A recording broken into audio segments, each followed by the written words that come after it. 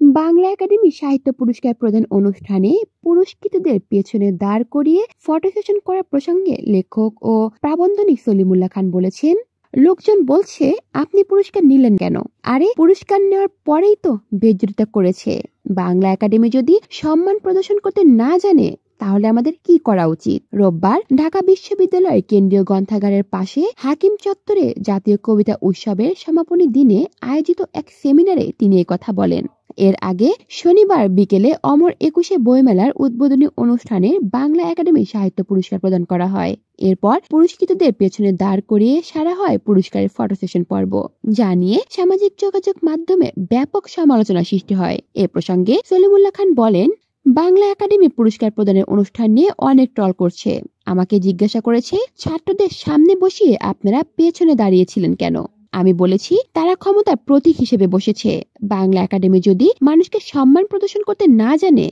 আমরা তাদের বিরুদ্ধে বিদ্রোহ করব নাকি? বাংলা একাডেমি ও আয়োজকদের সমালোচনা করে এই প্রাবন্ধিক লেখক বলেন, এখানেও দাসত্বের অবসান করতে হবে। দাসত্বের অবসান করতে হলে সবাইকে এক করতে হবে।